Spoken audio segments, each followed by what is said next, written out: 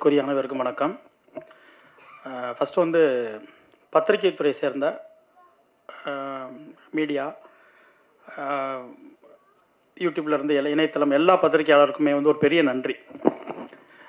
எதுக்கு அப்படின்னா, கடந்த 2 வாரத்துக்கு முன்பு வந்து உயிர் தமிழுக்கு படத்தினுடைய அந்த ரிலீஸ்க்கு முன்னாடி ஒரு ஈவெண்ட் நடந்துச்சு. அந்த ஈவெண்ட்டில் அவங்க எல்லாருமே சந்தித்தோம். படம் வெளிவந்து நீங்கள் இந்த கடந்த வாரம் நீங்கள் கொடுத்த வரவேற்புக்கு, ஏன்னா படத்தை பற்றி எல்லா பக்கமும் எல்லா பத்திரிகையாளருமே எல்லாருமே வந்து சிறப்பாக எழுதியிருந்தாங்க படத்தை பற்றி. 2 நாளைக்கு முன்பு அமித் சாரோட பேசிகிட்டு இருக்கும்போது சார் சொன்னாங்க, படம் எப்படி இருக்குது உண்மையான்றதெல்லாம் நமக்கு தெரியலைங்க, ஆனால் பத்திரிகையாளர் வந்து இந்த விட நம்ம கொடுத்த ஆதரவு வந்து உண்மையாகவே லைஃப்பில் மறக்கக்கூடாது அப்படின்னு சொன்னாங்க. ஏன்னா அவருடைய இந்த இப்படி ஒரு இக்கட்டான சூழலில் இருக்கும்போது எந்த கான்ட்ரவர்சியான விமர்சனங்கள் பண்ணாமல் படத்தை வந்து ஒரு பெரிய பேசு பொருளாக உருவாக்கி கொடுத்தது வந்து நீங்கள் தான். அதுக்கு வந்து ஒரு பெரிய நன்றி. இந்த போகுமிடம் வெகு தூரம் இல்லை இசை வெளியீடு, ஃபஸ்ட்டு வந்து தயாரிப்பாளருக்கு ஒரு பெரிய நன்றி சொல்லிக்கிறேன். ஏன்னா முதலீடு பண்ணுற எல்லாருமே, இன்வெஸ்ட் பண்ணுற எல்லாருமே லாபம் சம்பாதிக்கின்ற ஒரு நோக்கத்தில் மட்டும்தான் இன்வெஸ்ட் பண்ணுவாங்க. இந்த படம் எனக்கு லாபம் கொடுத்தாலும் சரி, கொடுக்கலனாலும் சரி, நல்ல கதைகளை நான் தொடர்ந்து படம் பண்ணுவேன்னு சொன்னார் இல்லைங்களா, அதுக்கு வந்து ஒரு பெரிய நன்றி. அதுக்கு பிறகு வந்து அவர் ஸ்டார்ட் பண்ணும்போதே வந்து எனக்கு தமிழ் சரியாக வராது, நான் தெலுங்கு, இருந்தாலும் நம்ம கடைசி வரைக்கும் தமிழில் பேசுகிறேன்னு சொன்னார் இல்லைங்களா, அதுக்கு ஒரு மிகப்பெரிய நன்றி. நாங்கள் என்ன திரும்ப அதான் சொல்லிகிட்டு இருக்கோம், நீங்கள் எந்த லாங்குவேஜ்லேருந்து வாங்க, ஆனால் இங்கே வரும்போது எங்களோட கலந்துருங்க. நீங்கள் உங்களோட கலந்து உறவாடவும், உங்களை லைஃப்பில் ட்ராவல் வரும், நாங்கள் ரெடியாக இருக்கோம். நாங்களாக இருக்க விட்ருங்க. அது மட்டும்தான் ஒற்றை கோரிக்கை எப்போதுமே தமிழர்கிட்ட இருக்குது. அதனால் முழுவதும் கஷ்டப்பட்டோ எப்படியோ முழுவதும் தமிழ் பேசிய தயாரிப்பாளருக்கு ஒரு பெரிய நன்றி. அப்புறம் ஹீரோயின் அவங்களும் தமிழ் வரலைனாலும் அவங்க முடிஞ்ச அளவுக்கு தமிழ் பேசினாங்க. ஸோ படத்தினுடைய நாயகன் விமல், நெருங்கிய நண்பர் அவர். ஃபஸ்ட்டு வந்து பசங்களில் ஆரம்பித்து ஒரு பெரிய ரவுண்டு முடித்து செகண்ட் ரவுண்டு வந்து விலங்கில் பெரிய ஹிட்டோடு ஆரம்பிச்சிருக்காரு. ஃபஸ்ட்டு இருந்ததை விட விலங்குக்கு பிறகு நண்பர் விமலுக்கு வந்து ஒரு பெரிய எதிர்பார்ப்பு உருவாயிருக்கு. ஏன்னா ஃபஸ்ட்டு என்ன ஒப்பீனியன் வந்துருச்சு ஆடியன்ஸில் அப்படின்னா, நல்ல கதைகள், இப்போ நடிக்கிறது எல்லாமே சிறந்த கதைகள் அவர் இருக்கார் அப்படின்னு ஒரு பெரிய ஹோப் வந்துருச்சு. ஒரு டைம் வந்து விஜய் சேதுபதி மேலே, நண்பர் விஜய் சேதுபதி மேலே இருந்துச்சு. அவர் ஒரு படம் அப்போ வந்து இந்த மாத அளவுக்கு வர முன்னாடி நல்ல கதைகளில் ரொம்ப சூஸியாக செலக்ட் பண்ணி அவர் பண்ணார். அவர் நடிக்கிறாருனாவே அது சிறந்த படமாக இருக்கும் அப்படின்னு ஆடியன்ஸ்க்கு வந்து ஒரு நம்பிக்கை. அந்த நம்பிக்கை வந்து இப்போ விமல் அவர்கிட்ட வந்திருக்குன்னு நான் நினைக்கிறேன். விலங்குக்கு பிறகு தொடர்ந்து இதுக்கப்புறம் அவரோட லைனப்பில் இருக்க படங்களாக இருக்கட்டும், எழில் சாரோட படமாக இருக்கட்டும், சுந்தர்சி சார் படமாக இருக்கட்டும், எல்லாமே ரொம்ப ஹிட் லிஸ்ட்டில் இருக்கக்கூடிய படங்களுடைய லைனப்பாக இருக்குது. ஸோ செகண்ட் ரவுண்டில் விலங்குக்கு பிறகு ரொம்ப ஸ்ட்ராங்காகவே ட்ராவல் ஆரம்பிச்சிருக்காரு. இந்த போகுமிடம் வெகு தூரமில்லை படத்தை பொறுத்த வரைக்கும் ட்ரெய்லர் ரொம்ப சூப்பராக இருக்குது. அதோட ஆர்ஆராக இருக்கும், சவுண்டிங்காக இருக்கட்டும், எல்லாமே சிறப்பாக இருக்குது. சாங்ஸ் ரொம்ப நல்லா இருக்குது. நிச்சயமாக எல்லாருக்கும் பிடிச்ச ஒரு படமாக இருக்கும். படம் ரொம்ப லைவாக இருக்குது, ரொம்ப யதார்த்தமாக இருக்குது. அதனால் விமல் அவருடைய கேரியரில் நிச்சயமாக ஒரு ஹிட் பட லிஸ்ட்டில் இது இருக்கும். முதல்ல வந்திருக்கக்கூடிய பத்திரிகை நண்பர்கள், ஊடக நண்பர்கள், இந்த படத்தினுடைய குழுவினர் எல்லோருக்கும் என்னுடைய மனமார்ந்த முதல்ல வணக்கங்கள். இப்போது நிறைய நம்ம சினிமா சம்மந்தப்பட்ட நிகழ்வுகளெல்லாம் பார்த்திங்கன்னா, மற்ற தொகுப்பாளர்களெலாம் கூப்பிட்டா நிறைய அமௌண்ட்டு கேட்குறாங்க அப்படின்ட்டு இப்போ இவங்க வந்து இதற்காக நேரம் ஒதுக்கி தனியாக ஒரு ஆஃபீஸ் போட்டு, இல்லை ஃப்ரீயாக இல்லை, அதுக்கும் கவர் போயிட்டு தான் இருக்குது. அது கவருக்கேற்ற கவர் போயிட்டு தான் இருக்குது. நாளைக்கு நான் ஆஃபீஸ்க்கு போகணும், ஏன்னா நாளைக்கு அங்கே கவர், எந்த கவரையுமே கவர் பண்ணுறது தான். அதனால் வந்து பாருங்கள், இப்படி இடையில வந்து டிஸ்ட்ராக்ட் பண்ணாதீங்க. முக்கியமான நிறைய இன்றைக்கி வெளுத்து வாங்க வேண்டியது நிறைய கண்டென்ட் நல்லா நிறைய இருக்குங்க. ஒரு 5 நிமிஷம் தான், அதனால் வந்து கேமராலாம் நல்லா ஜூம் பண்ணிக்கோங்க. ஒவ்வொரு ஆளுடைய எக்ஸ்பிரஷன்லாம் வேறு லெவலில் இருக்கும், கரெக்டாக பிடிச்சிக்குங்க. கவிதா மேடம் வந்து இதுக்காக தனியாக ஆஃபீஸ் போட்டு முதல்ல வந்து அந்த தொகுப்பாளனினா ஒரு விழாவை எடுத்து பேசுகிறது எப்படின்னு, ஒவ்வொருத்தரையும் வந்து மேடையில் கூப்பிட்றது எப்படின்னு அவ்வளவு அழகாக தெளிவாக அதை எழுதிட்டு வர்றாங்கல்ல, அதுக்கே ஒரு பெரிய கைத்தட்டல் கவிதா மேடத்துக்கு. இப்போ தேனப்பண்ணன் சொன்ன மாதிரி இப்போ அங்கே உட்காந்து பேசிகிட்டு இருக்கும்போது என்கிட்ட அவங்க சொன்ன ஒரு வார்த்தை, இப்போ அவங்க இல்லை மேடம் இருங்க, நீங்கள் ப்ளீஸ் கண்ட்ரோல் பண்ணாங்க மேடம், சொல்லிடுறேன் மேடம். எவ்வளோ நாள் வந்து நான் மேடையிலே இருக்குது, என்னை கூடிய சீக்கிரம் வெள்ளித்திரையில் பார்க்கணும், நான் கதாநாயகியாக நடிக்க தயார், ரோபோ நீங்கள் ஹீரோவாக நடிக்க தயாரா என்று என்னிடம் கேட்டார்கள். அதை நான் சொன்னேன், நான் கண்டிப்பாக நடிக்கிறேன், பார்ப்பதற்கு ஆடியன்ஸ் தயாரா என்று ஒரு கோரிக்கை. அதை கேட்டவுடனே தேனப்பண்ணன் சொன்னார், நான் அந்த படத்தில் வில்லனாக நடிக்க தயார். இந்த கூட்டத்தில் இருக்கும் ஒருவர் தயாரிப்பாளராகவும் தயார் என்று சொல்லிவிட்டார். கூடிய விரைவில் இங்கே நிற்கக்கூடிய கவிதா அவர்கள் சிலுவென மேக்கப்புகளை போட்டுக்கொண்டு நடுவிலே உட்கார்ந்திருந்து உங்களிடம் காட்சி தருவார்கள் என்று இந்த மேடையில் கூறுகிறேன். இந்த செய்தி தான் தலைப்பு செய்தியா வரணும். படத்துறை தலைப்பே வந்து கவிதா. ஏன்னா இப்போ அவங்க வந்து சாலிகிராமத்தில் ஏன் கவிதா ஸ்ட்ரீட்டுன்னு வைக்கல, கவிதா ஏர்போர்ட்னு வைக்கலாமே, அந்த ரேஞ்சில் தான் இருக்காங்க. அதனால் தமிழக அரசுக்கு ஒரு கோரிக்கை, அவங்க இதெல்லாம் கேட்டிருக்காங்க, அதெல்லாம் நீங்கள் பார்த்து நீங்கள் என்னன்னு பரிசீலனை பண்ணுங்க. கருகரு கவிதா டைட்டில் சொல்லிட்டார், கருகரு கவிதா. ஓகே, அவங்கள விட்டுருவோம். அடுத்து நம்ம விஷயத்துக்கு வரேன். முதல்ல ஜெய் பேபி இயக்குனருக்கு என்னுடைய மனமார்ந்த வாழ்த்துக்கள். உங்களுடைய நம்பர் எனக்கு கிடைக்கல சார், கிடச்சிருந்தா குடும்பத்தோடு படம் பார்த்து அடுத்த செகண்டே எந்நேரம் ஆனாலும் உங்களுக்கு ஃபோன் பண்ணி மிகப்பெரிய வாழ்த்து சொல்லியிருப்பேன். ஏன்னா நிறைய படங்களுக்கு மத்தியில் இப்படி ஒரு சின்ன படங்கள் வந்து ரொம்ப அழகான படங்கள் நம்ம தமிழ் இண்டஸ்ட்ரியில் இப்போ நிறைய படங்கள் வந்துக்கிட்டு இருக்கு. அதை நாங்கள் குடும்பத்தோடு இந்த ஜெய் பேபி பார்த்தோம். கண்டிப்பாக நீங்கள் போகும் இடம் வந்து வெகு தூரம் இல்லை. இந்த படத்திற்கான விருதுகள் வந்து நிறைய உங்களுக்கு காத்துக்கிட்டு இருக்கு. அண்ட் ஊர்வசி மேடத்துக்கு கேப்டன் ஆஃப் த ஷிப்புன்னு சொல்லலாம். கண்டிப்பாக அதற்கு ஒரு பெரிய கைத்தட்டல் ஜெய் பேபிக்கு. அடுத்து நம்மளுடைய படத்துக்கு வர்றேன். இந்த படத்துக்கு முதலில் என்னை வந்து இந்த மாதிரி ஆடியோ லான்ச் அப்படின்னு சொல்லி என்னை அழைச்சது என் உடன்பிறவாத சகோதரர்கள். எனக்கும் சரி, விமல் சாருக்கு, அதான் என் அன்பு மாப்பிள்ளை விமலுக்கு, எல்லாருக்குமே கோகுல் அண்ணே தாமண்ணே 2 கண்ணு மாதிரி. அவர் தான் வந்து ஃபஸ்ட்டு வந்து இன்வைட் பண்ணார், இந்த மாதிரி ஃபங்க்ஷன் ரூபோ வந்துருங்க அப்படின்னு. ஆனால் கூப்பிட்டா கண்டிப்பாக எங்கேனாலும் வந்துடுண்ணே அப்படின்னு. அதுக்கப்புறம் எங்கள் அண்ணன் வெங்கி என்னை கூப்பிட்டாரு. தம்பி எங்கே இருக்கீங்க அப்படின்னாரு. அண்ணா எங்களுக்குள்ளே தானே இருக்கேன். தம்பி ரொம்ப தூரம் இல்லை, கொஞ்சம் பிரசாத் வரையும் வந்துடுறீங்களா அப்படின்னாரு. என்னண்ணே அப்படின்னேன். இந்த மாதிரி ஆடியோ லான்ச் வச்சுருக்கோம், நீங்கள் வந்தீங்கன்னா கொஞ்சம் நல்லாயிருக்கும். சரிண்ணே, யாருண்ணே ப்ரொடியூசரு? சும்மா நம்ம கேட்போம்ல யார் டைரக்டர்னு. நம்ம பங்காளி தான், சுந்தர் பங்காளி தான் ப்ரொடியூசரு. ஓஹோ, சுந்தர் பங்காளி இப்போ ஆஸ்திரேலியாவில் இருக்கார். உங்களுக்கு எனக்கு எத்தனை வருஷம் இல்லை பழக்கம் அப்படின்னேன். அது இருக்கும் தம்பி, ஒரு 25-30 வருஷம் பழக்கம். ஏன்னா இந்த படத்தில் நானும் நடிப்பேன்னு என்ன கூட உங்களுக்கு வரலையாலே, ஒரு செகண்டுனா கூட நான் என் மாப்பிள்ளைக்காக வந்து நடித்து கொடுத்துருப்பேன். படத்தில் 2 கேரக்டர் தான் தம்பி. ஒன்று விமல் சார், இன்னொன்று வந்து கருணாசனை. 2 பேர் தான் படம் ஃபுல்லாக. அப்போ நான் கேட்டேன், என்ன பார்த்திபன் சார் மாதிரி ஒத்த செருப்பு மாதிரி இது 2 பேர் தான் படம் ஃபுல்லாக நடிச்சிருக்காங்களா, வேறு யாருமே கிடையாதா அப்படின்னு. கூட ஒரு பொணம் நடிச்சிருக்கு தம்பி, பாடி. அந்த பாடியாக கூட நான் இருந்திருப்பேனே அப்படின்னு. பாடியெல்லாம் நீங்கள் எப்படி தம்பி, அது நல்லா இருக்காது. ஆனால் பாடியிலே நான் பல லாங்குவேஜ் காட்டுவேனே, அதுதானே பாடி லாங்குவேஜ்.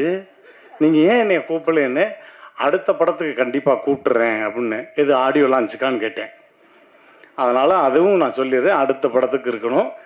அப்புறம் எல்லோரும் கூப்பிட்டாங்க. அதே மாதிரி எங்கள் அண்ணன் கருணாசன்னை வந்து அது ஒரு மண் சார்ந்த குழந்தை. அது பாட்டுக்கு ஷூட்டிங் இல்லைன்னா வாக்கியா வரப்பு தோட்டம் துறவு, தலையில் ஒரு துண்டை கட்டிக்கிட்டு மாடை மெச்சமா, நாய்களுக்கு சாப்பாடு ஊட்டினோமா, ஷூட்டிங்னா அப்படியே மாட்டு வண்டியை கட்டிக்கிட்டு அப்படி போயிடுறது, அப்படி வந்துடுறது. எப்போவுமே எங்கள் அண்ணன் மேலே வந்து தமிழக மக்களுக்கு மிகப்பெரிய கிரேஸ் இருக்குது. இந்த விழாவிற்கு நான் வருவதற்கு காரணமாக இருந்த உடன் பிறந்த சகோதரரை போல எப்போதுமே நிழலாக எனக்கு துணையாக இருந்து வழி நடத்தி கொண்டிருக்கின்ற அண்ணன் வழக்கறிஞர் கோகுலகிருஷ்ணன் அவர்களுக்கும் தாமோதரன் அவர்களுக்கும் இந்த நேரத்தில் என்னுடைய நன்றிகளையும் வணக்கத்தையும் தெரிவித்துக் கொள்கிறேன். காரணம், ஒரு நல்ல மேடைக்கு என்னை அழைத்திருக்கிறார்கள். இங்கே இருக்கிற ஆளுமைகள் எல்லாமே நாம் எல்லோருமே அறிந்தவர்கள் தான். அதில் நான் நேரடியாக இந்த மேடையில் பார்க்குறது 2 பேர் தான். ஒன்று ஜெய் பேபி டைரக்டரும், மற்றொரு நம்மளுடைய நண்பர். இந்த 2 இயக்குநர்கள் தான் நான் நேராக பார்க்குறேன். மீது எல்லாருமே நாங்கள் பார்த்துருக்கேன். அதனால ஒவ்வொருத்தரை பற்றி பேசி நேரம் விரயம் செய்ய வேண்டாம் என்று நினைக்கிறேன். ஒன்று.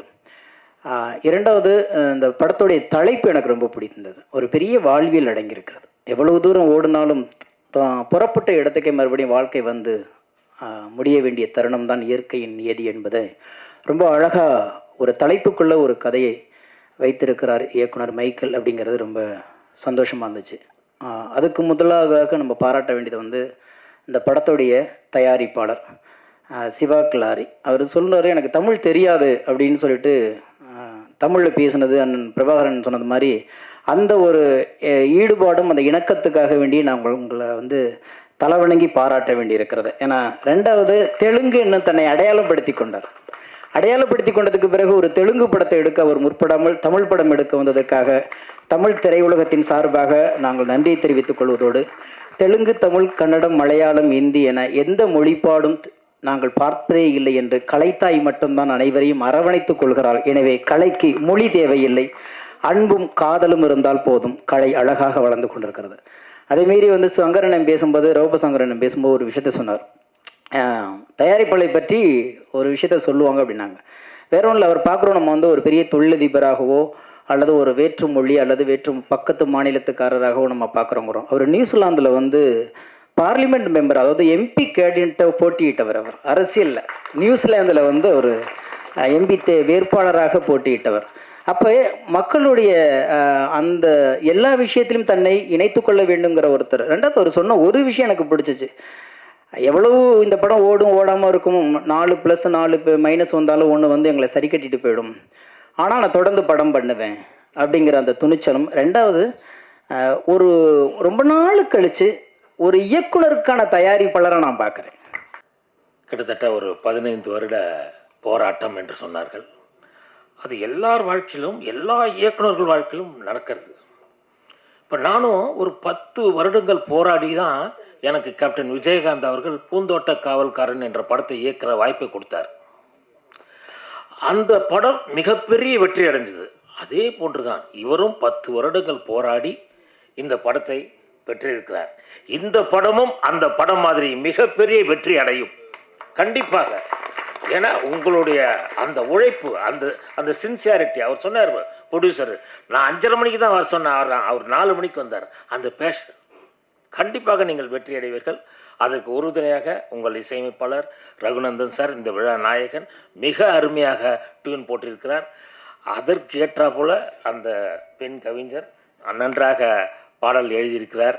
அதை போன்று ரூபசங்கர் தான் சொன்னார், உயர்ந்த ஒரு இசையமைப்பாளர், அவருக்கு கிரெயின் தேவையில்லை, ட்ராலி தேவையில்லை, எல்லாமே கேமராமேன் சார், எல்லாமே அவர் வந்து அவரே போதும் அப்படின்னாரு. அதே போன்று அவ்வளவு உயர்ந்த கேமரா, நல்லா இருக்குது ஒர்க்கு. அந்த இதில் பார்க்கும்போது, சாங்கில் பார்க்கும்போது ஒரு ஷாட்டுமே அவ்வளோ அழகாக இருக்குது. அவர் சொன்னார், லைட் வச்சோம் உட்கார இடம் இல்லைன்னு, அதான் தெரியவே இல்லை, ரொம்ப நல்லா இது பண்ணியிருக்காரு. அதே மாதிரி படத்தொகுப்பாளர் ஷார்ட்ஸ் அந்த போட்டிருக்கிறதெல்லாம் ஒரு ஷாட்டும் ரொம்ப அருமையாக இருக்குது. அதே மாதிரி அந்த மியூசிக் ஏற்ற மாதிரி அந்த சிங்க்கும் அவ்வளோ அழகாக படத்தொகுப்பு பண்ணியிருக்காரு. எல்லாருமே இந்த டீமை பொறுத்தவரைக்கும். அதே மாதிரி ஆர்ட் டைரக்டர் சொன்னார், நான் வந்து சென்னையிலே வளர்ந்தவர்னு, ஆனால் அந்த மாதிரி தெரியல, ஒரு கிராமத்து படத்தை அந்த கிராமத்து மண் வாசனையோடு அவர் கொடுத்துருக்குறாரு. எல்லாருமே நல்லா இது பண்ணியிருக்காங்க. விமல் சார் பற்றி அவர் இதுக்கு முன்னாடி படங்களே நம்மளது மனதை களவாண்டி இருக்கிறார். அவர் ஒரு மிகப்பெரிய களவாணி. அவர் இந்த படத்தின் மூலமாக மிகப்பெரிய உயரத்தை அடைவார். எல்லாருக்குமே ஒரு சின்ன கேப்புங்க வரும். விஜயகாந்த் சார் கூட ஒரு 2 வருஷம் வந்து ரொம்ப இதில் வந்து, அதுக்கப்புறம் சாட்சின்னு ஒரு படம் தான் மிகப்பெரிய வெற்றி அடைஞ்சது.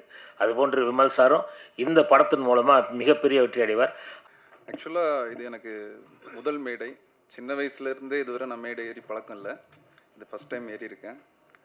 ரெண்டாவது, இந்த கதையை வச்சுட்டு மட்டும்தான் நான் 10 வருஷம் பயணித்தேன். இதுக்கு முன்னால் எத்தனையோ கதையை வச்சுட்டு சுற்றினதெல்லாம் சொல்லலை. அப்படி நிறைய நாள் இதுக்காக போராடி இருக்கோம். போகும் இடம் வெகு தூரம் இல்லை, ஆனால் நான் இங்கே வர்றதுக்கு ரொம்ப தூரம் வந்திருக்கேன்.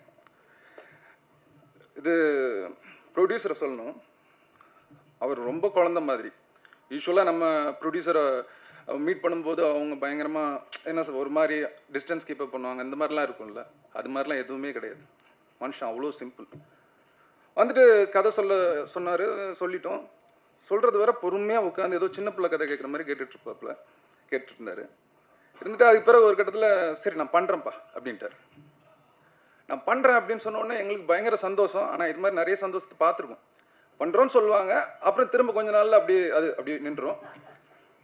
இந்த சந்தோஷம் எனக்கு நிரந்தரமாக போகும் அப்படின்னு நினைக்கிற நேரத்தில் ஆஃபீஸ் போட்டு ஒரு மாதமோ 2 மாதமோ இருக்கும். டக்குன்னு பார்த்தா கொரோனான்னு ஒரு நோய் வந்துச்சுங்க. அது நிறைய பேரை கொன்னுச்சு, ஆனால் என்னை உயிரோட வச்சு கொன்னுச்சு. ஏன்னா அவ்வளோ ஸ்ட்ரகிள், பிரச்சனை எல்லாத்தையும் தாண்டி போக முடியல. சார்கிட்ட சார் எப்போ சார் ஆரம்பிப்போம் சார், எப்போ ஆரம்பிப்போம்? ஆரம்பிச்சிடலாம் மைக்கேல், ஆரம்பிச்சிடலாம். இது சரியாகட்டும். இன்னும் ஒரு மாதத்தில் கொரோனா சரியாயிடும், இன்னும் 2 மாதத்தில் சரியாயிடும். கழுது 2 வருஷத்தை இழுத்துட்டு போயிடுச்சு. அதுக்கு மேலேயே இருக்கும்னு நினைக்கிறேன். அப்புறம் நான்லாம் படம் பண்ணும்போது தேட்டரையும் முட்டாங்க, எல்லா தேட்டரும் முடியாச்சு. ஒரு பயம், என்ன இதுக்கு மேலே தேட்டருக்கு ஆடியன்ஸ் வருவாங்களா அப்படிங்கிற பயம்லாம் வர ஆரம்பிக்குது. இத்தனை வருஷத்தை தொலைச்சிட்டோம் சினிமாவில், எப்படி திரும்ப அதை மீட் எடுக்க போகிறோம் அப்படிங்கிற பயம். அதெல்லாம் முடித்து ஓரளவுக்கு திரும்ப எல்லாம் ரெக்கவர் ஆகி மக்கள்லாம் நார்மலாக ஆனதுக்கு பிறகு திரும்ப சிவா சார் ஃபோன் அடிக்கிறாரு, திரும்ப ஸ்டார்ட் பண்ணலாம். ஆனால் அவர் ஒரு வார்த்தை சொன்னார், எனக்கு படம் பண்ணுற ஐடியாவே இல்லை மைக்கேல் இந்த நேரத்தில், ஆனால் நான் உனக்காக பண்ணுவேன். ஏன் அப்படின்னா இந்த 3 வருஷம் நீ எனக்காக காத்திருந்த, நான் உனக்கு ஒரு வார்த்தை கொடுத்தேன், இந்த படம் நான் பண்ணுவேன்னு சொன்னேன், அதுக்காக பண்ணுறேன் அப்படின்னாரு. ரொம்ப அந்த நிமிஷம் எனக்கு வந்து அப்படி இருந்தது. அது வார்த்தையாலலாம் சொல்ல முடியாது.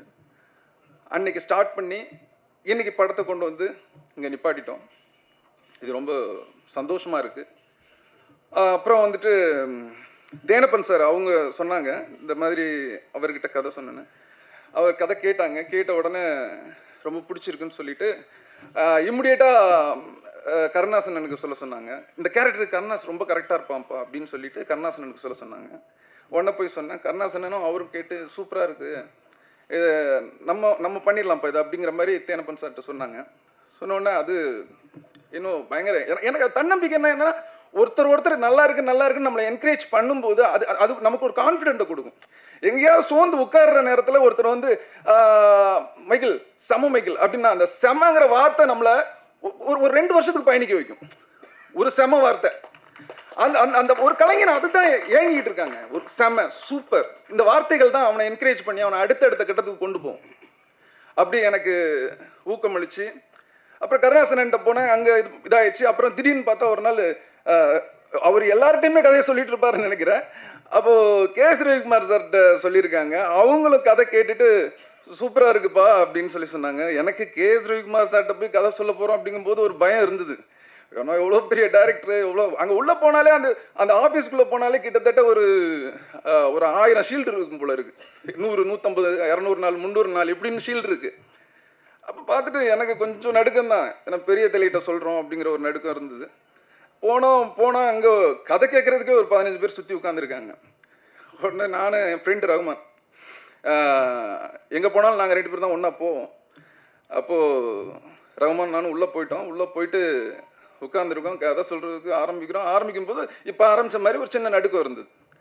அப்புறம் கதை சொல்லும் போதெல்லாம் அந்த கேரக்டருக்குள்ளே உள்ளே போக ஆரம்பிச்சிடும், பேய் பிடிச்சிரும் நமக்கு. அப்புறம் அது ஸ்டார்ட் ஆகி அப்படியே போனோடனே கேட்டார் ரவிக்குமார் சார், சூப்பராக இருப்பா கதை அப்படின்னு சொன்னார். தேங்க்யூ சார் அப்படின்னா. நல்லா நடிக்கிறேன்னாரு. ஓகே சார் அப்படின்னு. ரொம்ப சந்தோஷம். அப்புறம் யூஸ்வலாக சொல்லுவாங்க அப்படிங்கிறத கடந்து அப்படியே வந்துட்டோம். சரி, நம்மளை என்கரேஜ் பண்ணுறதுக்காக சொல்லிட்டாரு அப்படின்ட்டு. திரும்ப இம்மிடியேட்டாக ஈவினிங் கால் வருது. கால் வந்து விக்ரமன் சார்கிட்ட சொல்லுங்கள், அடுத்த ஜாம்பவான் அவர்கிட்ட கதை சொல்லணும்னு சொன்னோன்னே அவர்கிட்டையும் போய் கதையை சொல்கிறோம். கதையை சொன்னோன்னே அவர் கேட்டுட்டு சூப்பராக இருக்குது அப்படின்னு சொன்னாங்க.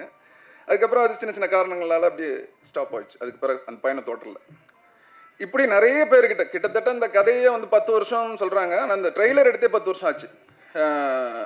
அதுக்கு முன்னால் நிறைய ட்ராவல் இருந்திருக்கு, அதெல்லாம் சொல்லிகிட்டு இருக்க வேண்டாம்னு நினைக்கிறேன். கஷ்டங்கள் இருக்கும் எல்லா கலைஞர்களுக்கும், எனக்கு இல்லைங்க, இங்கே இருக்கிற ஒரு அசிஸ்டன்ட் டைரக்டர், உதவி இயக்குனர்கள் எல்லாருக்குமே கஷ்டம் இருக்கும். நடிகர்கள் இந்த மாதிரி சினிமாவை நம்பி, ஏன்னா இங்கே வந்து எந்த குவாலிஃபிகேஷன் கிடையாது, திறமை மட்டும்தான் குவாலிஃபிகேஷன். நீங்கள் இது படிச்சுட்டா போதும் இந்த இடத்துக்கு வந்துடலாம் அப்படிலாம் கிடையாது. இது எல்லாம் முழுக்க திறமை. யார் வேணாலும் இங்கே வரலாம், ஜெயிக்கலாம். அப்படிங்கும்போது கொஞ்சம் போட்டி அதிகமாக இருக்குது.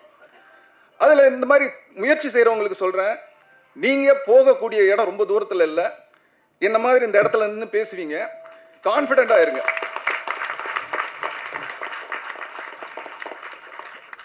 அப்புறம் எங்கள் படத்தோட கேமராமேன், ஒரு என்ன சொல்கிறது, 2 பேருக்குமே சண்டை வந்துக்கிட்டு தான் இருக்கும். அது எங்கே போனாலும் நான் சண்டை போட்டுக்கிட்டு தான் இருப்பேன், அதை என்ன மாற்ற முடியாது. சண்டை போட்டு இது பண்ணிட்டு தான் இருப்பேன். அவர் ரொம்ப சூப்பராக பண்ணார், செம்மையாக பண்ணார். நான் எவ்வளோ கோவப்பட்டாலும் அதை பொறுத்துக்கிட்டு படத்தை நல்லபடியாக முடிக்கணும் அப்படிங்கிற ஒரே இதில் ரொம்ப ஹார்ட் ஒர்க். அவர்லாம் எனக்கு தெரிஞ்சு நானாவது அப்பப்போ போயிட்டு ஏதாவது ஒரு தம்மகமாக போட்டு வந்துடுவேன். ஆனால் மனுஷன் எதுவுமே பண்ண மாட்டாப்புல, அப்படியே இருப்பாப்புல. அந்த க்ரெயினில் ஏறிட்டாப்புலன்னா அப்படியே அங்கேயே திரும்ப ஷூட் முடிகிறது வரை அந்த ஏரியா விட்டு வெளில வர்றது கிடையாது. அந்த மாதிரி ஒரு சின்சியரான ஒர்க்கர். எடிட்டரை பற்றி சொல்லணும்னா 2 பேர் ஆரம்பித்த நாள்லேருந்தே சண்டை தான், பயங்கர சண்டை. சட்டையை பிடிச்சிட்டு பிச்சுக்கல, அவ்வளோதான். ஆனால் நமக்கும் கொஞ்சம் எடிட்டிங் தெரியணுன்னே நம்ம கொஞ்சம் அதிமேதாவியாக சிலது பேசுவோம். அவர் சரி இவங்ககிட்ட வேறு வழி இல்லை, பொறுத்து போவோம் அப்படின்னு சொல்லிட்டு அவர் கொஞ்சம் அட்ஜஸ்ட் பண்ணி போனாப்புல. ஆனால் உண்மையாகவே அவரோட எடிட்டிங் தாங்க படம். நான் பண்ணதில்லை. நான் வந்துட்டு சின்ன சின்ன இன்புட் தான் கொடுப்பேன். அதுக்கு பிறகு அவர் தலைவா இப்படி ஒன்று பண்ணலாமா அப்படின்னா அதுதான் அங்கே சூப்பராக நிற்கும். ரொம்ப அருமையாக எடிட் பண்ணி கொடுத்தீங்க தியாகு, ரொம்ப சந்தோஷம். அதுக்கப்புறம் அம்பிகா குமரன் பற்றி சொல்லணும்னா வந்தாங்க. வந்து ஒரு நாள் வெங்கடண்ணா வந்து வாய்ப்பு வாங்கி கொடுத்தாங்க, வந்து இவங்களை சேர்த்துக்குங்க அப்படின்னு சொல்லும்போது அவங்க ஒரு கவிதை தொகுப்பு ஒரு புத்தகம் கொடுத்தாங்க. படித்தேன், நல்லா இருந்தது. அதுக்கப்புறம் வர சொல்லுங்கண்ணே சேர்ந்துக்கிட்டோம் அப்படின்னு சொன்னேன். நிறைய பெண் இயக்குனர்கள் கேட்டிருக்காங்க, பட் எனக்கு அவங்களுக்கு ஏதோ கொடுக்கணும்னு தோணுச்சு, கொடுத்துட்டேன். அதுக்கப்புறம் அவ்வளோ சின்சியரான ஒர்க்கு, டெய்லி அசிஸ்டன்ட் டைரக்டராகவும் சூப்பராக ஒர்க் பண்ணாங்க. அப்புறம் ஒரு பெண்ணால் எவ்வளோ சப்போர்ட் பண்ண முடியுமோ, அவங்க உடல் உபாதைகளை தாண்டி எவ்வளோ சப்போர்ட் பண்ண முடியுமோ அவ்வளோ சப்போர்ட் பண்ணாங்க. ரொம்ப தேங்க்ஸ் அம்பிகா. அதுக்கப்புறம் அவங்களோட பாடல், ரொம்ப நாளாக கவிதை எழுதுறதுக்கு, அந்த பாடல் எழுதுறதுக்கு முயற்சி செஞ்சுக்கிட்டு இருக்கேன் அப்படின்னு சொன்னாங்க.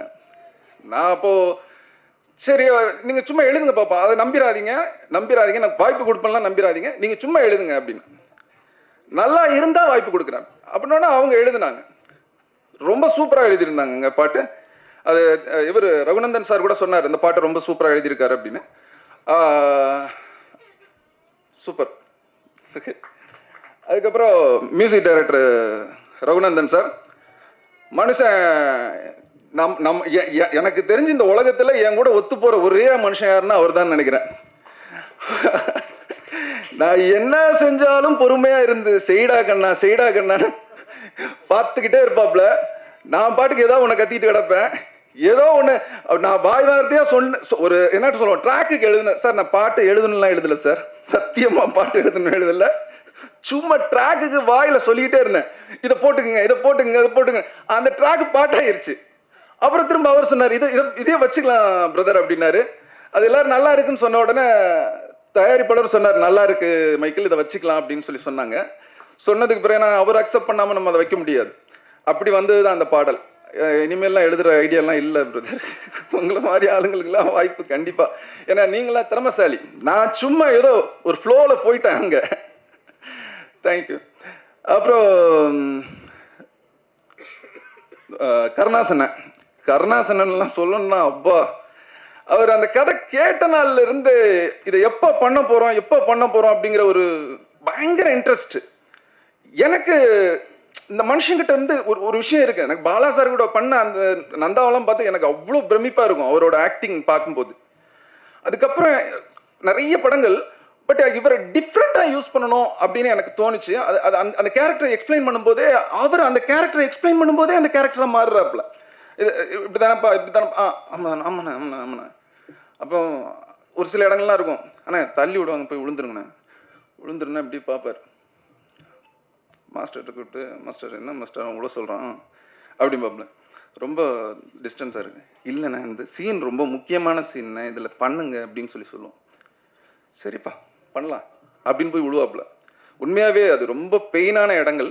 ஒரு ரோட்டில் ஹைவேல எடுக்கும்போது ஒரு இடத்துலலாம் போய் விழுந்தது எனக்கே மனசு ரொம்ப கஷ்டமாக இருந்தது. ரொம்ப மகிழ்ச்சி உங்கள் எல்லாரையும் சந்தித்தது. ஏற்கனவே நம்ம அந்த சல்லியர்கள் படத்தோடைய விழாவில் தம்பி தயாரிப்பாளர் வந்திருந்தார்.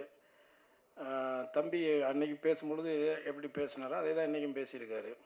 உண்மையிலே வந்து மைக்கேல் என்கிட்ட அறிமுகப்படுத்தினது தேனப்பன் தான். ரொம்ப நல்ல கதை, வித்தியாசமான ஒரு கதை. அந்த பையன் இவ்வளோ அணித்தரமாக அழுத்தமாக பேசுகிறதுக்கு காரணம் கடினமாக உழைச்சிருக்கார். அவருடைய ப்ராடக்ட் மேலே அவருக்கு ரொம்ப நம்பிக்கை இருக்குது. அதே மாதிரி சிவா வந்து ரொம்ப தங்கமான ஒரு ஆள். காசு இருக்கிறவன்லாம் நல்லவன்லாம் சொல்ல முடியாது. காசு இருக்குங்கிறதுக்காக அவனை நல்லவன்லாம் சொல்ல முடியாது. காசு தான் எல்லார்கிட்டையும் இருக்கு. காசு வச்சுருக்கவங்களாம் நல்லவன் கிடையாது இல்லை. ஆனால் இவனுக்கிட்ட காசு இருக்குது. ஆனால் அந்த காசு அவன் ஈஸியாலாம் சம்பாதிக்கலை. அவன் ரொம்ப கஷ்டப்பட்டு தான் இந்த இடத்த போய் பிடிச்சிருக்கிறான். கவிஞர் தம்பி சினேகன் சொன்னது மாதிரி அவன் வந்து அந்த ஊரில் போய் நியூசிலாந்தில் போயிட்டு பார்லிமெண்ட் மெம்பர் ஆஃப் பார்லிமெண்ட்டுக்கு எலெக்ஷனில் தேர்ந்தெடுக்கிறான் ஒரு இந்தியனை. அதுவும் நம்ம ஆந்திராவுக்கு பக்கத்தில் இங்கே இருக்கிற நம்ம தமிழ்நாட்டுக்கு பக்கத்தில் இருக்கிறவனை தேர்ந்தெடுக்கிறாங்கிறதே அது நமக்கு ஒரு பெரிய வெற்றி தானே. ஸோ அதனால் அந்த இடத்துக்கு வர்றதுக்கும் தம்பி ரொம்ப உழைச்சி தான் இந்த இடத்துக்கு வந்திருக்கான். ஆனால் வந்து ரொம்ப ரொம்ப ஒரு அப்பழுக்கற்ற ஒரு தாய்ப்பால் மாதிரி அவன். அவ்வளோதான், இதுக்கு மேலே அவனை பற்றி நம்ம சொல்ல வேண்டியது கிடையாது. அவன் ஒரு தாய்ப்பால் மாதிரி அவனுடைய குணம் எல்லாமே. அதனால் அப்படி ஒரு நல்லவன், ஒரு நல்ல படத்தை, ஒரு நல்ல உழைப்பாளியை, ஒரு ரொம்ப திறமையான பையன். அவன் எல்லாமே அவனே ஒத்துக்கிட்டான். ஷார்ட் டெம்பரு அது இதுன்னு சொல்லிட்டான். அது எல்லாமே பிடிவாதம் என்ன கிரியேட்டர்ஸுக்கு இருக்கிறதானே. தான் நினைக்கிறத வந்து அவங்க கிடைக்கணும்னு நினைப்பாங்க. இப்போ என்னை பொறுத்த வரைக்கும் நான் நிறைய படம் நடிச்சிருக்கிறேன். சில படங்கள் எனக்கு பிடிக்கும், சில கதாபாத்திரங்கள் பிடிக்கும். 24 வருஷமாக இருக்கேன். நந்தாவில் லொடுக்கு பாண்டியா நடித்ததுலேருந்து இன்னொரு வரைக்கும் ஒரு 24 வருஷம் நடிச்சுக்கிட்டு இருக்கேன். இடையில கொஞ்சம் ஒரு 6-7 வருஷம் நடிக்காமல் போயிட்டேன். ஆனால் இது வரைக்கும் நான் யார் ஆஃபீஸ்லையும் போயிட்டு எனக்கு நடிக்கிறதுக்கெல்லாம் வாய்ப்பெல்லாம் நான் கேட்டதே கிடையாது. ஏன்னா எப்போ நம்ம அந்த வேலையை செஞ்சிட்டோம்னா அதுக்கப்புறம் நம்ம நடிக்கவே முடியாது. நம்மளை யாரும் கூப்பிட மாட்டாங்க. சினிமாவில் மட்டும்தான் நடக்கும். நம்ம ஒரு காமெடியனாக இருப்போம், இல்லை ஒரு கேரக்டர் ஆர்டிஸ்டாக இருப்போம். நம்ம கூட உட்காந்து சரக்கு போட்டுக்கிட்டு இன்னொரு ஆர்டிஸ்ட்டுக்கிட்ட கேட்பாங்க டேட்டு. நம்ம பக்கத்தில் உட்காந்துருப்போம். ரொம்ப வலிக்கும் அது. ஆனால் அதெல்லாம் நான் பார்த்துருக்குறேன், நிறையா பார்த்துருக்குறேன். அதெல்லாம் தேனப்பனே பண்ணுவான். என்ன அதில் என்ன இருக்குது? ஏன்னா தேனப்பனை வந்து இன்றைக்கி நேற்று எனக்கு அண்ணன் தான் அவர். இருந்தாலும் நாங்கள் கொஞ்சம் ரொம்ப நெருக்கம் 2 பேரும். ஏன்னா அதான் தயாரிப்பாளரே கொடுக்குறேன்னு சொன்னால் கூட இந்த ஆளுக்கு எடுத்து விட்டுருவான். தயாரிப்பாளர் சரிப்பா நல்லா, அதாவது நான் சொல்கிறது ரொம்ப வருஷத்துக்கு முன்னாடி உங்களுக்கு தெரியும். நான் பாடகராக இருந்து ஒரு கானா பாடகர் அப்படிலாம் இருந்து தான் நான் கிராமிய பாடகராக இருந்து தான் வந்தேன். கே. ரவிக்குமார் சார் ஒரு படம் நாட்டாமன்னு ஒரு படம் எடுத்தாங்க, உங்களுக்கெல்லாம் நான் வரும். அதில் நாட்டாமல் பாதம் பட்டா நல்ல வெள்ளாமே விளையும்படின்னு ஒரு பாட்டு இருக்குல்ல, அந்த பாட்டு நான் தான் பாடினேன். சிற்பி சார் மியூசிக்கில் நான் தான் பாடினேன். அதுக்கு வந்து எனக்கு பாட வச்சுட்டு திருப்பி அவங்க கொஞ்சம் ஏதோ ஒரு இது கமர்ஷியல் ஏதோ ஒன்று சொல்லிட்டு அனுப்பிச்சிட்டாங்க. ஆனால் அந்த காசு பேட்டா கொடுக்குறதுக்கு 100 ரூபாய் 150 ரூபாய் என்னமோ 200 ரூபா கொடுக்குறாரு. இவர் தான் அதுக்கு மேனேஜர். நான் சொன்னேன், நான் அந்த பாட்டு பாடலைல்ல, நானும் வந்து உன்ட்ட வாய்ப்பு கேட்டேன். நீங்கள் தானே என்னை கூப்பிட்டீங்க, என் வாய்ஸ் நல்லா இருக்குன்னு. அப்போ 500 ரூபா குடியான்னு சொல்லி தான் சண்டை போட்டு வாங்கிட்டு போனேன் 500 ரூபா இவர்கிட்ட. ஸோ அதனால் இந்த சினிமா உலகம்ங்கிறது இப்படித்தான். இங்கே வந்து அவ்வளோ ஈஸியாக யாருடைய திறமை யாரும் இது பண்ணிக்கிறது இல்லை. என்னை பொறுத்தவரை என்னென்னா, ஒன்று வாய்ப்புகள் வரணும், வரலைன்னா வாய்ப்புகளை உருவாக்கிக்கணும். நான் உருவாக்க தெரிஞ்சவன். ஏன்னா நான் என்ன அப்படித்தான் உருவாக்கிட்டேன். ஏன்னா இந்த விழாவில் இருக்கக்கூடிய இசையமைப்பாளர் ரகு இருக்கார்ல, நாங்கள் ரொம்ப க்ளோஸ் நண்பர்கள். ஒரே இடத்துல ஒரு வித்து போன இந்த இங்கிட்டு தான் வடப்பள்ளியில் அந்த பாளையக்காரத்தில் அந்த ஏரியா, அதான் உனக்கும் தெரியுமே. இங்கே நிறைய பேர் என் கூட ட்ராவல் ஆனவங்க நிறைய பேர் இருக்காங்க. வேறு முகத்தில் வேறு அடையாளத்தில் உட்காந்துருப்பாங்க. சில பேர் ஏதோ ஒரு கோவத்தில் கூட இருப்பாங்க. சாப்பிட்ட இடத்துல கொஞ்சம் கம்மியாக போட்டிருப்போம். ஏதோ ஒன்று நடந்திருக்கும், ஏதாவது ஒன்று நடந்திருக்கும். எதுவுமே இல்லாமல்லாம் இங்கே இல்லை. பெரிய ட்ராவலிங் இருக்குது. 21 வருஷத்தில் ஒரு பத்திரிக்கையில் நல்லா என்ன எழுதலைங்கிறதுக்கெல்லாம் நான் சண்டையெல்லாம் போட்டிருக்கிறேன். வீட்டுக்கெல்லாம் போயிருக்கிறேன். ஏன் அவ்வளோ உழைச்சிருக்கேன் அந்த படத்தில். சும்மா இவரும் மற்றும் பலரும் இருக்கிறாருன்னு என் பேர் எழுதுறியா? ஸோ அந்த மாதிரி. அதனால் இதை எதுக்காக சொல்ல வரேன்னா, மைக்கேல் வந்து இந்த கதை வந்து இப்படி தான் வரணும் அப்படிங்கிறத ரொம்ப ஆழமாக நம்பி அதுக்கான கேமராமேன் அந்த தம்பி கூட இருக்கிற எல்லாருமே ரொம்ப கடினமாக உழைச்சிருக்காங்க. குறிப்பாக விமலை வந்து இந்த படத்தில் கொஞ்சம் வித்தியாசமாக நீங்கள் பார்ப்பீங்க எல்லாருமே, தமிழக ஆடியன்ஸ் எல்லாருமே. அது வந்து இயக்குனருடைய ஒரு பார்வை தான். அதுக்கு வந்து அவர் அடாப்ட் பண்ணிக்கிட்டார். அவர் வந்து அவர் சொல்கிற மாதிரி விமல் கூட இதான் முதல் படம். இன்னொன்று எனக்கு ஒரு சின்ன சினிமாவில் அதை அது எப்படி வேணாலும் எடுத்துக்குவாங்க, பரவாயில்ல, நமக்கு தோன்றது சொல்லிடுவோம். எனக்கு சினிமாவில் இது வரைக்கும் நான் நடித்ததில் மூணு எந்த ஹீரோ கூட நடித்தாலும் அந்த படம் ஏதோ ஒரு கவனிக்கக்கூடிய படமாக வரும். இது வரைக்கும் நடந்திருக்கு. எந்த படத்தை வேணாலும் எடுத்துக்காங்க. நான் கடைசியாக நடித்த ஜிவி பிரகாஷ் கூட நடித்த படத்துலேருந்து அதர்வா கூட நடித்த படம், யாரு கூட நான் மூணு நடிக்கிறேனோ அது வில்லனில் அஜித் சார் கூட நடித்தா இருக்கட்டும், விஜய்க்கு கூட திருமலையில் நடித்ததாக இருக்கட்டும், இப்படி எந்த நடிகர்கள் கூட நான் மூணு போய் ஒர்க் பண்ணேன்னா அது எனக்கும் அந்த ப்ராஜெக்ட்டுக்கும் ஒரு ஹெல்த்தியாக தான் அமைஞ்சிருக்கு இது வரைக்கும். இந்த மேடையில் வந்து அமர்ந்திருக்கும் புது இயக்குனர் ராதா பாட்டில் ராதா இயக்குனர், ஜேபிபி இயக்குனர், அண்ணன் சொன்ன மாதிரி நான் அண்ணன் படம் பார்க்கலனே, பார்த்துட்டு உங்களுக்கு விரிவில் சொல்கிறேன். அப்புறம் அந்த ஆசன்னு நான் சொன்னோன்னே உடனே அதை ஏற்று வந்த எங்கள் அன்பு அண்ணன் SR பிரபாகரன் அவர்கள், தேனப்பன் அண்ணன் அவர்கள், கதாநாயகி அவர்கள், ப்ரொடியூசர்லாம் அப்புறம் சொல்லுவோம், செந்தில்நாதன் அவர்கள், கவிஞர் சினேகன் அவர்கள். அவர் பாடல் மட்டும் இல்லை, இப்போ வர வர ரீல்ஸ்லேயே வந்து ஃபேமிலிக்குள்ளெல்லாம் பூந்துட்டார். எங்கள் வீட்டில் என் ஒய்ஃபு பையன் எல்லாம் அவங்க ரீல்ஸை தான் பார்த்துக்கிட்டே இருக்கிறாங்க. அந்தளவுக்கு வந்து ஃபேமிலியோடு ரொம்ப நெருக்கமாக இருக்குது. அவங்க போடுற ரீல்ஸும் ஒன்றுமே ஒரு கவித்துவமாகவும் ஒரு நல்ல கண்டென்ட்டாகவே தேர்ந்தெடுத்து போடுறாங்க. சூப்பர், வாழ்த்துக்கள். அடுத்து மாமா ரோபோ சங்கர் மாமா அவர்கள் கூப்பிடலனாலும் வந்துடுறாரு, ஏன்னா இது அவர் வீட்டு ஃபங்க்ஷன், அதனால் மாமா அவர்களுக்கு வாழ்த்துக்கள். அப்புறம் வந்து நம்ம கோகுல் பங்காளி, இந்த நேரத்தில் வந்து நம்ம தாம் பங்காளி, கோகுல் பங்காளி அவங்க வந்து இந்த படத்தில் நான் நடிக்கிறதுக்கு அவங்க வந்து ஒரு முக்கியமான காரணம். ஏன்னா இந்த படத்தில் வந்து முதல்ல பிள்ளையார் சொல்லி போட்டதே அவங்க வீட்டில் தான். சுந்தர் பங்காளி வந்து இதுமாரி உடனே வாங்க ஒரு சும்மா பேசுவோம் அப்படின்னு சொல்லி கூப்பிட்டாங்க. அங்கே போனால் அவங்க 3 பேர் இருந்தாங்க. என்ன பேசுவாங்க, எங்கேயாவது பர்த்டே பார்ட்டி இப்படி ஏதாவது பேசி ஃப்ரீயாக இருக்கீங்களான்னு கேட்பாங்கன்ட்டு பார்த்தா இந்த ஒரு படம் எடுக்கலான் இருக்கான். என்ன கருணாசனை நடிக்கிறாரு, கொஞ்சம் கதையை கேட்குறீங்க, அட என்ன உடனே கேட்போம் அப்படின்னா உடனே டைரக்டருக்கு ஃபோன் பண்ணி கூப்பிட்டாங்க. அடுத்த நாளே இந்த கதையை கேட்டோம். அதனால் அந்த படம் வந்து உருவானதே தாம் பங்காளி வீட்டில் தான். அதுக்கப்புறம் வந்து டைரக்டர் வந்தார், கதை சொன்னார், ரொம்ப பிடிச்சி போச்சு. அப்புறம்தான் வந்து ப்ரொடியூசரே நான் மீட் பண்ணோம். எல்லோரும் சொன்ன மாதிரி ப்ரொடியூசர் சிவா கலரி அவர்கள் வந்து அண்ணன் சொன்ன மாதிரி உண்மையிலே ஒரு வெளுத்த தாய்ப்பால் தான். ஏன்னா ரொம்ப ஒரு ஒரு வாக்கு கொடுத்தா அதை காப்பாற்றணும் அப்படின்னு நினைக்கிறதுல ரொம்ப மெனக்கிடுவார். அந்த மாதிரி ஒரு நல்ல கதையை பண்ணணும், ஒரு காசுங்கிறது முக்கியம் இல்லை, நம்ம ஒரு ஸ்டாண்டர்டாக ஒரு நல்ல படம் பண்ணணும் அப்படின்னு நினைக்கிற ஒரு தயாரிப்பாளர். அந்தளவுக்கு ஒரு நல்ல கதையாக செலக்ட் பண்ணி அதுக்கான கதாபாத்திரங்களுக்கு நல்ல நல்ல ஆர்டிஸ்ட்டை செலக்ட் பண்ணி சிறப்பாக ஒரு டைரக்டரையும் அறிமுகப்படுத்தி இன்றைக்கி இந்த ஒரு மேடையில் எல்லாரும் உட்காந்துருக்கோம்னா அதுக்கு வந்து சிவா கலரி அவர்கள் ரொம்ப முக்கியமான காரணம். அவர் இதேமாரி நல்ல நல்ல படங்களாக நடிக்கணும், அதில் நாங்கள்லாம் நடிக்கணும்னு ஆசைப்பட்றோம். அப்புறம் இந்த படத்தோட இயக்குனர் மைக்கேல் அவர்கள், ஏன்னா நான் நிறையா வந்து புதுமுக இயக்குநர்களோட வேலை பார்த்துருக்கேன். நான் வேலை பார்த்த புதுமுக இயக்குனர் எல்லாமே இன்றைக்கி கொஞ்சம் ஒரு பெரிய டைரக்டராக இருக்கிறாங்க. அந்த வகையில் இவரும் ஒரு பெரிய டைரக்டராக வருவார். ஏன்னா எல்லாருமே நான் ஒரு பசங்களாக இருக்கட்டும், களவாணியாக இருக்கட்டும், நிறைய படங்களில் வந்து எல்லாமே அவங்களோட வாழ்க்கையிலேருந்து சில விஷயங்களை, அவங்க அனுபவப்பட்ட விஷயங்களை வந்து இந்த படத்தில் வந்து அந்த ஹீரோ மேலே சொல்லியிருப்பாங்க. அது மாதிரி இதுலேயும் நம்ம மைக்கேல் பிரதர் வந்து அவர் வாழ்க்கையில் நடந்த இந்த இன்சிடெண்ட்டை வந்து இந்த ஹீரோ கதாபாத்திரத்து மேலே அந்த ஃபேமிலி இன்சிடெண்ட்லாம் நிறைய விஷயங்கள் அவர் லைஃப்பில் நடந்ததை இது சொல்லியிருக்கிறாரு. அதனால் அதில் கொஞ்சம் வந்து ஒரு உயிர் இருக்கும், ஜீவன் இருக்கும், நம்ம பார்க்கும்போதும் நமக்கு அந்த இது உணர முடியும். அதனால் வந்து அவர் இனிமேல் வந்து ஒரு பெரிய நல்ல டைரக்டருங்கிற ஒரு இடத்துக்கு கண்டிப்பாக வந்துடுவார். நிறைய படங்கள் பண்ணணும். அம்மா, ஏன்னா அவங்க குடும்பம் வந்து ரொம்ப அருமையான ஒரு அழகான குடும்பம். அவங்க ஃபேமிலியெலாம் ஷூட்டிங் ஸ்பாட்டுக்கு வருவாங்க. அம்மாவாக இருக்கட்டும், அவங்க சிஸ்டர்ஸ், அப்புறம் அவங்க ஒய்ஃபு, பசங்க எல்லாமே வந்தாங்கன்னா ஒரு குடும்பம்னா ஒரு கூட்டாக ஒரு ஜாலியாக அது ஒரு வித்தியாசமான ஒரு குடும்பமாக ஒரு அன்பாக நல்லா இருக்குது. அவங்க குடும்பத்தை பார்க்குறதுக்கு ரொம்ப பிடிக்குது. நல்ல அருமையான குடும்பம். இந்த குடும்பம் ரொம்ப வந்து சந்தோஷமாக இருக்கணும்னு இந்த நேரத்தில் இறைவனை வேண்டிக்கிறேன். அப்புறம் அந்த படத்தோட இசையமைப்பாளர் ரகுநந்தன் அண்ணன் அவர்கள், இது 4வது படம் எங்களுக்கு. அவர் சொன்ன மாதிரி இந்த 4 படமே 4 டிஃப்ரெண்ட்டாக இருக்கும். பாடல்களும் ரொம்ப அருமையாக அவர் மெலோடிகள் போட்டிருக்காங்க. இந்த படமும் ஒரு வெற்றி பட வரிசையில் அவருக்கும் எனக்கும் அமையணும்னு நம்புகிறோம்.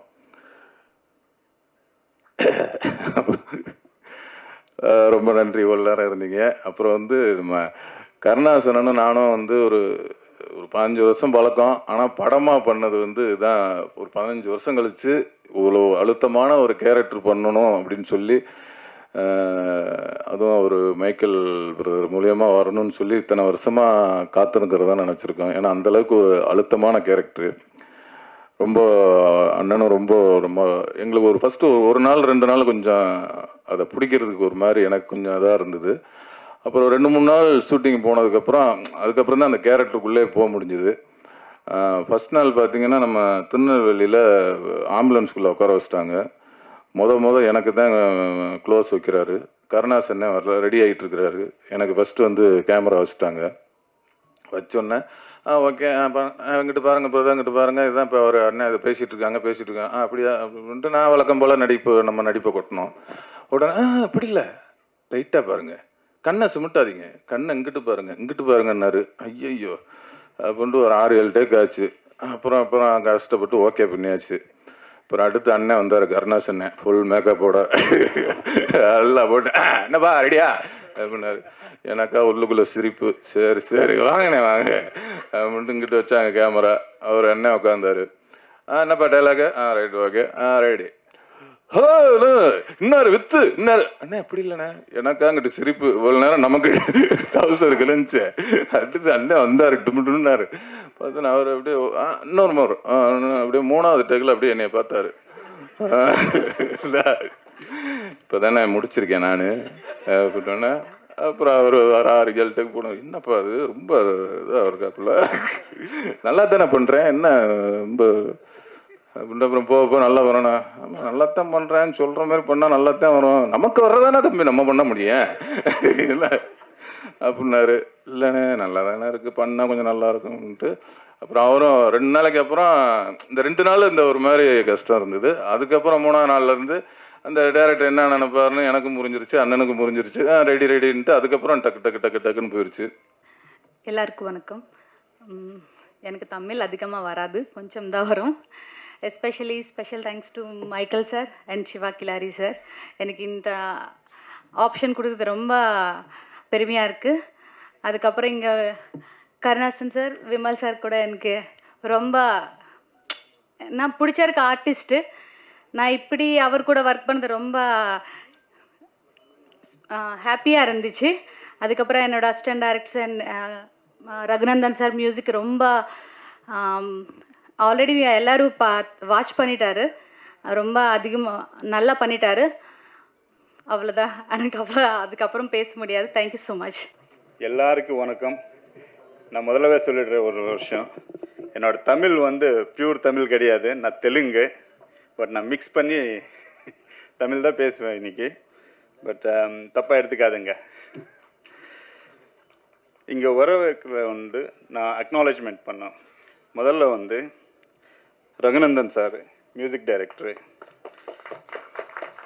Ambika Kumar poet writer, Daniel ஜேமியர் cameraman, Thiyagarajan editor, K Surendran art director, அவர் மெட்ரோ மகேஷ் ஸ்டண்ட், அவர் நம்ம ஹீரோ விமல், அவர் கருணாஸ் அண்ணா, தேங்க்யூ அண்ணா,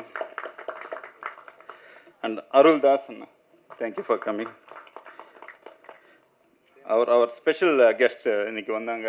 நீங்கள் வந்து ரொம்ப I should say very thankful for you because you spend your time to come over here. So உங்களுக்கு வந்து ஒரு ஃபேமிலி டைம் சாட்டர்டேனால் கூட எங்கள் ஈவெண்ட் சொன்ன உடனே நீங்கள் மறக்காத நான் வந்து உங்களுக்கு ஆசீர்வாதம் பண்ணுறேன்னு சொல்லிட்டு வந்தீங்கள்ல, ரொம்ப சந்தோஷமாக இருக்குது. அந்த கெஸ்ட் வந்து Thenappan producer, S R Prabhakaran director, Suresh Mari director, Dhinakaran director, அவர் robo Sankaran actor, Snehan lyricist, அவர் கோகுலன் கிருஷ்ணன், டிஃபெண்டர் பிரதர்ஸ். உங்களுக்கு வந்து ரொம்ப தேங்க்ஸ் சொல்லுங்கள். Senthil Nathan director, thank you very much for all of you coming over here for to bless our movie. நீங்கள்லாம் இங்கே படம் பார்த்தீங்க, இந்த ஃபுல் படம் இல்லை, சாங்ஸ் பார்த்தீங்க, ட்ரெய்லர் பார்த்தீங்க. இது அருள் தாஸ் சொல்லிட்டு இது என்னென்னா, இந்த படம் பண்ணுறதுக்கு முன்னால் வந்து நான் ஒரு கோ ப்ரொடியூசராக ஒரு படம் ஸ்டார்ட் பண்ணேன். அப்போ வந்து இந்த படம் எனக்கு ஸ்டோரி வந்துடுச்சு. நான் வந்து ஃபஸ்ட்டு ஸ்டோரி தான் இது. நான் நினச்சா ஒரு 20-30 ஸ்டோரி கேட்டுட்டு ஒரு ஃபைனல் எடுத்துக்கலாம். செகண்ட் படம் நம்ம என்ன பண்ணுற போகிறது, நம்ம பேனர் மேலே ஷார்க் நைட் பிக்சர்ஸ்னு சொல்லிட்டு எனக்கு நினச்சேன். ஒரு டைரக்டர் வந்து என் ஃப்ரெண்டு இன்ட்ரடியூஸ் பண்ண உடனே, சார் என்கிட்ட ஸ்டோரி இருக்குது சார், நான் சொல்கிறேன் சார். இப்போ நான் நியூசிலாண்டில் இருக்கிறது, நான் இங்கே இருக்கேன், NRI. நான் வந்து சொல்லிட்டப்போ எனக்கு 6 மணி ஆயிடுச்சுன்னா தூக்கம் வந்துடும், அங்கே மிட் நைட்டு, இப்போ முடியாது, நீ காலையில் வர முடியும்னா சொல்லு, 4:30-5 மணிக்கெல்லாம் நான் ரெடியாக இருப்பேன், வர்றியான்னு சொல்லிட்டு. கரெக்டாக நீங்கள் என்னென்ன சொல்லுங்க, 4:30க்கு வந்து நிற்காங்க அங்கே. அந்த டெடிக்கேஷன் பார்த்து நான் ஸ்டோரி கேட்குறதுக்கு அப்புறம் பார்க்கலாம், என்னென்ன ஸ்டோரியெல்லாம் வந்து நிறைய ஸ்டோரிஸ் இருக்குது எழுதுறதுக்கு, அதை படம் எடுக்கிறதுக்கு. பட் டெடிக்கேட்டட் டைரக்டர் வேணும் இல்லை நமக்கு. அப்போ அந்த படம் ஸ்டார்ட் பண்ணிவிட்டு எண்டு வரைக்கும் இந்த டெடிக்கேஷன் இருக்கும் அப்படின்னு சொல்லிட்டு அந்த கான்ஃபிடென்ட் வச்சுக்கிட்டு நான் வந்து அந்த டைரக்டர் மேலே இமீடியட்டாக நான் ஸ்டோரி கேட்டு, அந்த ஸ்டோரி நல்லா தான் இருந்துச்சு, வெரி நைஸ் ஸ்டோரி. அதுக்கு நேரியேஷன் கூட அவன் பண்ணுறது வந்து நான் கண்ணுலவே நான் பார்த்த படம் அன்னைக்கு. அப்போ நினச்சா, இவங்க கையில் இப்படி சப்ஜெக்ட் வச்சுக்கிட்டு 10 வருஷமாக ட்ரை பண்ணிகிட்டே இருக்காங்கன்னு சொன்ன உடனே, இப்போ நான் பண்ணுறேன் இந்த படம், கண்டிப்பாக பண்ணுறேன், கை கொடுத்துட்டு ஓகே அட்வான்ஸு ஓகே ஸ்டார்ட் ஆயிடுச்சு. இது வந்து கொரோனா முன்னாலவே பாவம், எங்கள் டைம் சரியில்லையோ என்னமோ, ஸ்டார்ட் பண்ணிவிட்டு ஒரு மாதம் ஆகுது கொரோனா, எல்லாம் லாக்டவுனு. அப்போ எனக்கே நம்பிக்கை இல்லை, இங்கே தியேட்டர்ஸ் ஓப்பன் ஆகுமா, மறுபடி படம் ரிலீஸ் ஆகுமா, இந்த மாதிரி இல்லைன்னு சொல்லிட்டு நான் ஓகே 2 இயர்ஸ் தள்ளி போட்டாச்சு. அதுக்கப்புறம் மறுபடி அந்த டெடிக்கேஷன் அப்படியே இருந்துருச்சு அவங்கக்கிட்ட. வாரம் எவ்ரி வீக் எனக்கு ஃபோன் அடிச்சுட்டே இருப்பாங்க, சார் என்ன சார் ஆயிடுச்சு, என்ன சார், என்னப்பா இப்போ இருக்கிறது நிலமையில யாரும் படமே பண்ணுவாங்களா சொல்லுங்கன்னு சொல்லிட்டு, சரி ஓகே பண்ணலாம்னு சொல்லிட்டு ஸ்டார்ட் பண்ணாங்க. நாங்கள் 2022 எண்டில். எல்லோருக்கும் வணக்கம். முதல்ல இந்த படத்தை எனக்கு வாய்ப்பு கொடுத்த சிவா சாருக்கு நான் வந்து ரொம்ப நன்றி சொல்லிக்கிறேன். ஏன்னா இது ஒரு எமோஷ்னல் ப்ளஸ் வந்து ஒரு வாழ்க்கையை வந்து நம்ம வந்து எப்படி கொண்டு போகிறோம் அப்படின்றத பற்றி ஒரு நல்ல படம். மைக்கேல் பிரதர் வந்து ஆக்சுவலாக எனக்கு கதை சொல்லும் போதே வந்து நிறைய இடங்களில் வந்து நான் வந்து அழுதுருக்கேன். எப்படி நான் வந்து அயோத்தியை வந்து இதே மாதிரியில் சொன்னேன். ஒரு படம் வந்து எப்படி ஒரு குறிஞ்சி பூ பூக்கிற மாதிரி இந்த அயோத்தி சொல்லணும், அதே மாதிரி இந்த படமும் அப்படி தான் இருக்கும். ஒரு செகண்ட் ஹாஃப்லாம் பார்த்தீங்கன்னா ஃபுல் ஒரு எமோஷனாக போகும். ஸோ அவர் சொன்ன மாதிரி, சார் சொன்ன மாதிரி எனக்கு கூஸ் பம்ப் ஆகிடுச்சேன்னா, ஒவ்வொரு டைரக்டருமே வந்து கனவோடு இருக்காங்க, 10 வருஷமாக உழைச்சி. அதே மாதிரி தான் மைக்கேல் பிரதர் வந்துட்டு இந்த படம் கண்டிப்பாக வந்து பெரிய வெற்றி அடையணும்னு எனக்கு அடிக்கடி சொல்லிக்கிட்டு இருப்பார். ஆக்சுவலாக கண்டிப்பாக அது வெற்றி அடையும். அவரோட ஒர்க் பண்ணது வந்து எனக்கு ரொம்ப ஒரு சேலஞ்சிங்காக இருந்துச்சு. ப்ளஸ் வந்து ஒரு என்கரேஜ் பண்ணிகிட்டே இருப்பார் நிறைய விஷயங்கள். நாங்கள் ஒவ்வொரு டியூன் பண்ணும்போதும் சரி, அவரே இதில் ஒரு பாட்டு எழுதியிருக்காரு. நீங்கள் ஃபஸ்ட்டு பார்த்த அந்த ஏண்டி என்ன எப்படி பார்க்குற எழுதுன வந்து டைரக்டர் தான் எழுதுனாங்க. ஸோ என்ன சொல்கிறது, அவர் ஒர்க் பண்ணுற விதம், அப்புறம் மற்ற வேலை செய்கிற விதம்லாம் பார்த்தீங்கன்னா கண்டிப்பாக தமிழ் சினிமாவுக்கு வந்து ஒரு நல்ல ஒரு பெரிய டைரக்டர் நமக்கு வந்து கிடச்சிருக்காரு. கண்டிப்பாக இது வந்து நான் இந்த மேடையில் வந்து சொல்கிறேன், இது நடக்கும் கண்டிப்பாக. அதுக்கப்புறம் இந்த படத்தில் வந்து விமல் பிரதர், நாங்கள் 2 பேரும் 4வது படம் பண்ணிகிட்ருக்கோம். புலிவால், அதுக்கப்புறம் வந்து மஞ்சப்பை, மாப்பிள்ளை சிங்கம், இப்போ வந்து போகும் இடம் வெகு தூரம் இல்லை. ஸோ அவர் கூட பார்த்திங்கன்னா நாங்கள் 2 பேரும் ஒர்க் பண்ணுற படம் எல்லாமே ரொம்ப ஒரு பாசிட்டிவ் வைப்பாக இருக்கும். இந்த படமும் கண்டிப்பாக ஒரு மிகப்பெரிய ஹிட் ஆகும். கருணாஸ் வந்து என்னுடைய நண்பர். ரொம்ப நாங்கள் 2 பேரும் ரொம்ப ஒரு 27 வருஷமாக 28 வருஷம் நண்பர் நாங்கள் 2 பேரும். ஸோ அதனால் வந்து நண்பரை பற்றி சொல்கிறதுக்கு ஒன்றும் இல்லை. அவரும் இந்த படத்தில் உண்மையாகவே எனக்கு வந்து நிறைய இடங்களில் வந்து அழுக வச்சுருக்காரு. இந்த படம் கண்டிப்பாக உங்களுக்கு நீங்கள் பார்க்கும்போது ஃபீல் பண்ணுவீங்க. அவ்வளோ அழகாக பண்ணியிருக்காரு கருணா வந்துட்டு. SR பிரபாகரன் வந்து என்னுடைய 2வது பட டைரக்டர், சுந்தரபாண்டி. ஸோ எல்லாருமே எனக்கு மேடையில் வந்து கவிஞர் சினேகன் சாராக இருக்கட்டும், எல்லாருமே எனக்கு தெரிஞ்சவங்க. ஸோ இந்த படம் வந்து மிகப்பெரிய அளவில் வந்து வெற்றி அடையும். ஸோ அந்த வெற்றி விழாவில் உங்களை சந்திக்கிறேன். நன்றி, வணக்கம்.